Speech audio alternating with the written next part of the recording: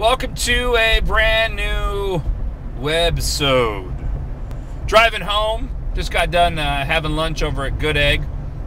I had lunch with and I'll have these guys on the show eventually, so I'll talk about it more then. But had lunch with a group of guys, retired police, law enforcement, and military that are working on an organization to help other retired police, first responders who are trying to start businesses and stuff. And God, you know, I wish, and maybe I'm not giving myself enough credit, but I wish that I had a constant reminder or thought about more often just, you know, how special, and I mean this, how special not only our law enforcement but our military men and women are. When I have an opportunity to sit around these guys, these men and women, and talk to them, whether it's military or law enforcement, I have such an admiration for what they do, and what they are able to do. It takes a special person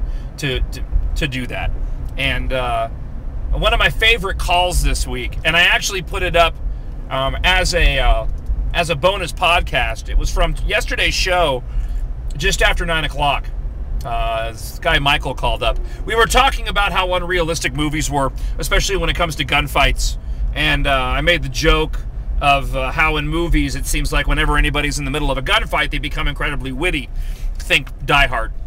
And this guy Michael called up, and he told a story about his time serving and being in the middle of a firefight and hearing the bullets whiz by his head, and how much sense of clarity he had, and how everything kind of slowed down to where he was able to choose his targets. And it was just one of those phone calls that I'll never ever forget, just because you could tell the sincerity in his voice in describing his circumstance.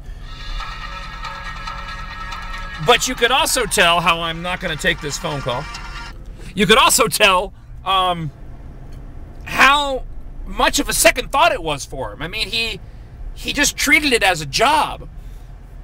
I mean, and there's not a negative at all, but you could just tell that he was serving, and this was his decision to serve, and this was his job, and he had to do it.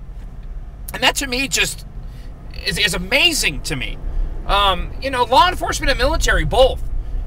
I mean, I get nervous. I wouldn't say nervous, but for at least the good first 2 years I was doing the show, there was a level of nervousness that I had when I went on the air. And every once in a while, before I crack the mic, if I'm not completely sure of what I want to talk about, or especially at the start of the show, I'll get a little bit nervous, but it's just my job, and you get used to doing it. It kind of just becomes second nature. Even those shows where it's a slow news day and I feel like, wow, I don't have enough material today, those shows end up usually being the best. And it's just the nature, in my opinion, of going with my gut reaction, and just the fact that I've been doing radio for so many years, you get used to doing it. It's just a job. I can't imagine being in the military or law enforcement and treating your job like that. It's your job.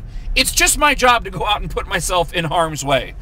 That to me, maybe you just get used to it when you decide, but it's just so impressive. And these guys I was hanging out with, just a good group of guys, and in one of those moments where I go, man, it's a privilege to be sitting here enjoying breakfast with these guys and talk about how they're going to help other individuals. And it really is cool.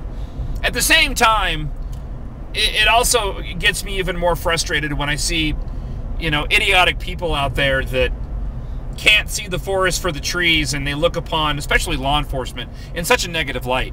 Look, if I'm no apologist, and I will, and I don't like being called I don't like responding to being called names like that, because it's kind of like when you're called racist.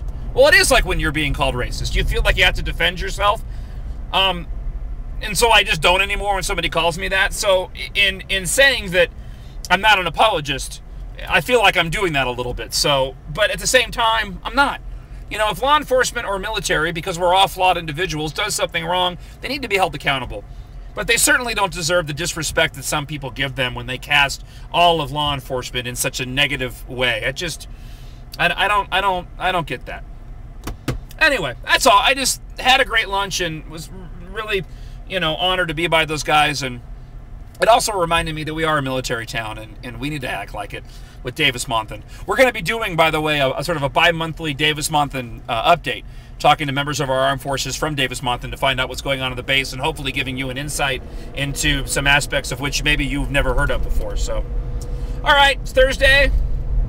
One more show, and then the weekend's here. Woohoo! NASCAR's back, Indianapolis. Woohoo! I have no idea why I did that.